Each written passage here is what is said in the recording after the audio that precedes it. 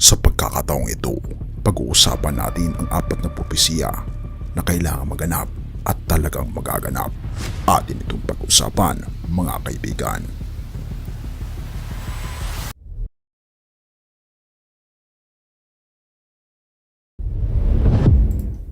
Propesiya numero 1, ang pagbabago ng lipunan. Pangalawang Timoteo 3 verse 15. Alamin mo rin sa mga huling araw, darating ang mga panahong mababalisa dahil magiging makasarili ang mga tao, mga maibigin sa salapi, mga palalo, mga mapagmataas, mga blasphemers, mga masuwayin sa magulang, mga hindi marunong magpasalamat, mga hindi banal, mga walang pagmamahal sa kapwa, mga walang katapatan, mga pawang akusador, mga hindi matiisin, mga malupit, mga hindi marunong sa mabuti, mga traitor, mga matindi ang ulo, mga nagmamataas, mga mas mahilig sa kasiyahan kaysa sa Diyos, na may anyo ng kabanalan ngunit tinatanggihan ang kapangyarihan nito kahit lumayo kayo sa kanilang mga tao. Sa mga panahong ito kung saan tayo nabubuhay, nakakita tayo ng kakaibang pagbaba ng moralidad at etika. Isang malaking tanda na ang mga hula sa mga banal na kasulatan ay hindi lamang mga sinaunang salita, kundi mga buhay at may kahulugang nagaganap sa harap ng ating mga mata.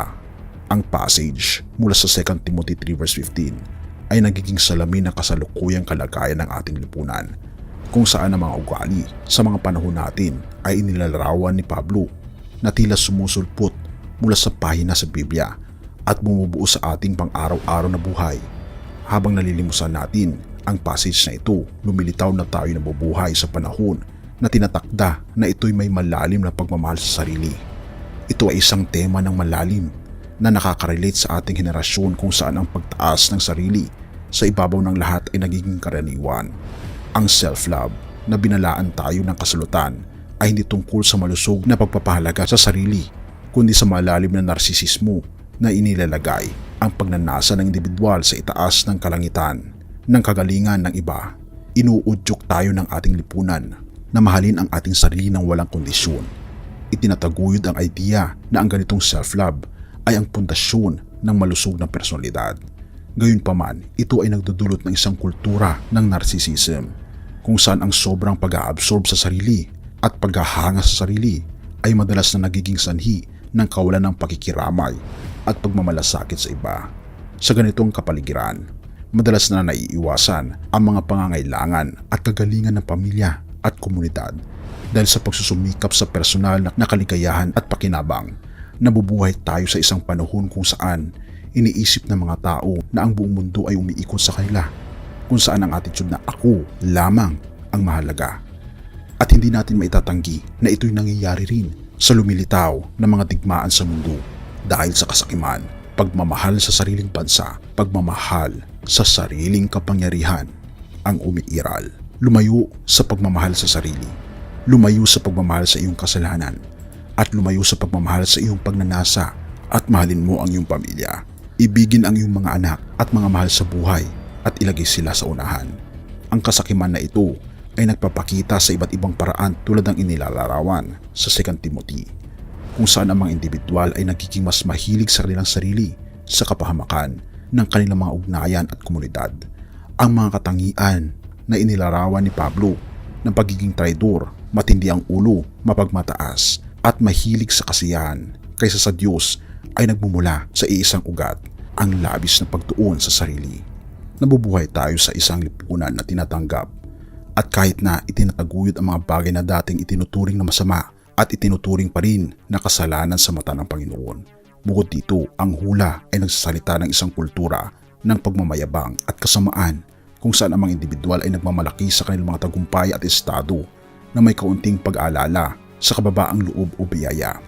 Ang umiiral na attitude na ito ay hindi lamang lumalayo ng mga individual sa isa't isa, kundi pati na rin sa Diyos na lumikha ng isang lipunan na nagbibigay halaga sa parangal kaysa sa mga gawaing kabaitan at pagmamalasakit. Sa ganitong kapaligiran, ang tunay na kahulugan ng suporta, pag-unawa at pang-mutual na respeto ay nagiging hindi malinaw dahil sa mga anino ng kayabangan at kahalagahan sa sarili. Ang pahayag ng kasulatan na ang mga tao ay mas mahilig sa kasiyahan kaysa sa Diyos ay nakakilabot na ito'y totoo sa kasalukuyang mundo, kung saan ang pagtatangkang makuha ang panandaliang kaligayahan at sensory na kasiyahan ay mas mataas kaysa sa espiritual na disiplina at debosyon. Pangalawang propesiya, ang pagsisimula ng mga hirap. Nabubuhay tayo sa simula ng mga hirap, isang panahon na inihula na may propetikong kalinawan at matinding detalye. Ang pariralang ito ang simula ng hirap at naglalarawan ng isang yugto na tumatakbo sa pamagitan ng isang serye na mga pangyayari na bawat isa'y dumarami sa dami at lumalakas sa lakas, nagbibigay senyales sa pag-unlad ng isang banal na naratibo na itinakda bago pa man ang panahon mismo. Ang simula ng mga hirap ay nangungahulugang isang kritikal na tuldok. Sa divine timeline, isang yugto na kinakarakterize ng kaguluhan, pagguho at paghihirap. Ang panahong ito ay tinatahak ng mga digmaan at tsismis ng digmaan, mga bansa laban sa mga bansa, kaharian laban sa kaharian, tagutom, peste at lindol sa iba't ibang mga lugar. Tignan natin ang mga lindol sandali. Ang fenomenon ng mga lindol na dumarami sa dami at lumalakas sa lakas ay naglilingkod bilang isang makapanlulumong ilustrasyon ng mga manifestong nasa propesiya na ito ang simula ng hirap sa ating planeta. Mula sa simula ng ika-20th century hanggang sa taong 2000, ang seismological data ay nagpapakita ng tanda ng pagtaas ng bilang at severity ng mga lindol sa buong mundo. Ang trend na ito ay hindi lamang anekdotal, kundi suportado ng komprehensibong datos na inilapit at inaalis ng mga institusyong geological at seismological sa buong mundo. Halimbawa, ang mga record ay nagpapakita na ang frequency ng mga significant na lindol yaong may magnitude na 6.0 o mas mataas pa ay may noticeable na pagtaas. Sa buong ika-20th century, ang mga unang dekada ng ika-19th century ay may kaunti lamang na 100 na significant na lindol bawat dekada. Isang bilang na patuloy na tumataas hanggang sa magkaroon ng maraming daang ganitong mga pangyayari taon-taon sa pagtatapos ng siglo. Ito ay nagiging tanda ng simula ng isang yugto ng walang katulad na kahalagahan, isang panahon kung saan ang mundo ay inihahanda para sa pagbabalik ni Kristo. Ang mga hirap na ito ay nagpapaalala sa atin na nabubuhay na tayo sa isang yugto ng malalim na hamon at walang kapantay na pagkakataon. Sila isang tawag sa pagiging maingat sa pananalangin at sa mga masusing pangako na mabuhay ng may kahalagahan sa ating pananampalataya, na magkaroon tayo ng kahinahunan at malasakit sa kapwa. Habang inoobserba natin ang mundo sa paligid natin, na base na rin sa Mateo 24, malinaw na ang frequency at intensity ng mga hirap na ito ay talagang dumarami. Ang mga digmaan at alitan ay nagaganap, may mga nakakabahalang regularidad, iniwan ang mga landas ng pinsala at desperasyon. Ang tagutom at mga peste ay sumusugod din ng matindi, na nangangailangan ng walang tigil na puwersa, na sumisira ng mga buhay at nagbibisitang komunidad. At sa gitna ng mga ito, ang kalupaan mismo ay umuungol sa mga lindol at mga natural na kalamidad. Tila ba umaawit para sa kaligtasan. Ang mga pangyayaring ito, bagamat maaring nakakabahala, ay talagang mangyayari. Sila ay nagsisilbing mga tawag ng pananagumpay, mga sinyalis mula sa langit na umaanyaya sa atin na tumingin sa kabila ng temporal at ituon ang ating paningin sa walang hanggan. Binibigyan tayo ng paalala na ang mga ito sa mundong ito, sa lahat ng kanyang kagandahan at kahinaan, ay hindi ang ating pangwakas na tahanan. Pinapaalala sa atin ito ng ating Panginoong Diyos na tayo patuloy na manampalataya sa Kanya. Ang ating pag-asa ay hindi nakasalalay sa pagbabago ng buhangin ng mundong ito, kundi sa di mabilang na pangako ng Diyos. At sa wakas, pinapaalala tayo na si Jesus ay darating ng mabilis. Pangatlong propesiya, dadami ang kaalaman. Daniel 12 verse 4, ngunit ikaw o Daniel, itago mo ang mga salita at isara ang aklat hanggang sa panahon ng katapusan. Marami ang tatakbo paatras at patuloy na tatahak at dadami ang kaalaman. May iba't ibang paliwanag na ibinibigay ang komentaryo ng Biblia tungkol sa Daniel 12 verse 4. At bawat isa ay may mahalagang punto na may papakita. Ang unang pagsasalaysay ay nagsasuggest na ang pariralang maraming tatakbo paatras at patuloy na tatahak at dadami ang kaalaman ay tumutukoy sa mabilis na pag-unlad sa transportasyon at teknolohikal na progreso. Sa kabilang dako, Ang pangalawang pagsasalaysay ay nagpapahiwatig na ito ay nangangahulugang marami ang magbabasa ng kasulatan sa kanilang paghahanap ng kaalaman na ang karamihan sa mga eskola ng Biblia ay sumasang-ayon sa interpretasyon na ito na dumadami ang nakakaalam ng katotohanan sa Biblia. Parehong may mga bahagi na ipinapakita sa ating mundo ngayon na may kaugnayan sa pagtaas ng dami at lakas ng mga ito. Ang unang pagsasalaysay ay nagtuturo ng isang pangkahalatang pag-usbong ng kaalaman na nagsasaad na ang pariralang ito ay tumutukoy sa pandaigdigang paglalakbay sa mga huling araw na may mga sasakyan, bus, tren, rockets at eroplano na sumasabay sa pag-unlad ng pisikal na kaalaman. Ang propesiya ni Daniel na dadami ang kaalaman ay natupad sa maraming paraan. Nabubuhay tayo sa isang panahon ng madaling akses sa impormasyon na mahigit pang kaalaman sa ating mga daliri kaysa sa mga kaalaman. Isang panahon ng walang kapantay na kaalaman at teknolohikal na pagsulong. Sa nakalipas na 3,000 years, may malaking pagbabago sa kung paano tayo nabubuhay, nagtatrabaho at nakikipag-ugnayan. Mula sa paggamit ng mga bato hanggang sa pag-unlad ng biotech, nanotech at quantum computing sa ika-21st century, ipinakikita ng mga ito ang exponential na paglago ng kaalaman. Ang ikatlong propesiya ay nagdadala sa atin ng mensahe ng paghahanda at pagbibigay importansya sa kaalaman.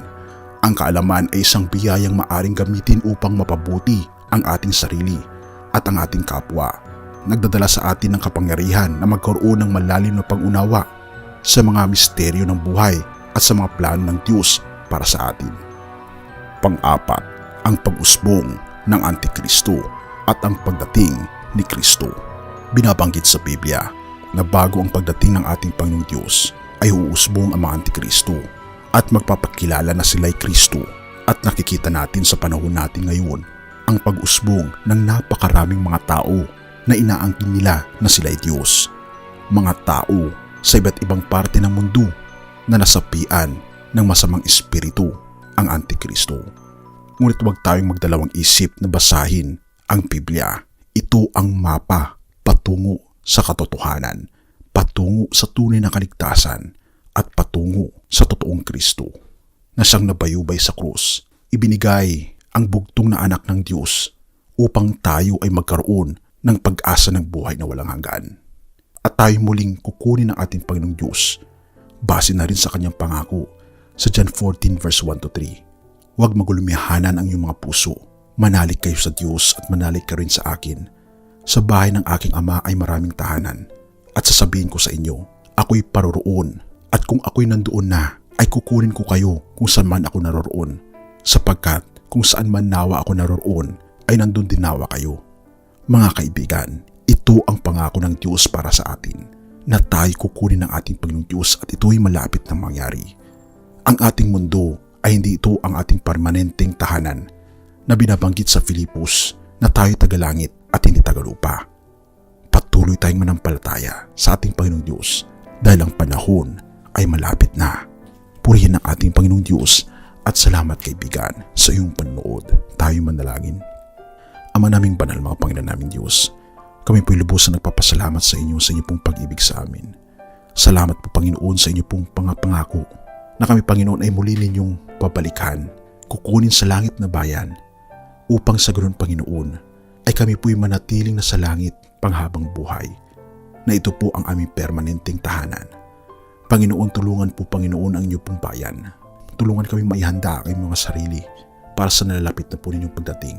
At tulungan kaming makita na ang mga pangyayari sa mundo ay ang mga senyales ng mas maganda na plano po ninyo para sa bawat isa. Purihin ka, o aming Panginoon Diyos, at naway pakalinisin kami sa lahat ng aming pagkukulang at pagkasala. At salamat sa pag-asa ng buhay na walang hanggan. Kasama ng aming Panginoon sa Kristo, kasama po namin kayo at ang aming buong pamilya at mga kaibigan. Salamat Panginoon, at patawarin po kami sa lahat ng aming pagkukulang at pagkakasala, sapagkat ito ay aming samutiling sa matamis na pangalan ng aming Panginoon Jesus. Amen. Bago natin ipagpatuloy kaibigan, siya nga pala ang Great Controversy, na isa sa mga pinaka-kontrobersyal na libro dahil tumutukoy ito sa mga propesiya sa libro ng Daniel at Revelation na nagaganap na sa panahon natin ngayon bago ang pagdating ng ating Panginoong Diyos ay pinamimigay na namin ng libre sa pamamagitan ng PDF. At ito ay nasa limited lamang na panahon, kaya i-click mo sa description sa baba upang ma-avail mo kaibigan ang napaka-importanteng libro ito na magbubukas sa iyo sa mas maliwanag mong hinaharap. Purihin ang ating Panginoong Diyos at tayo magpatuloy.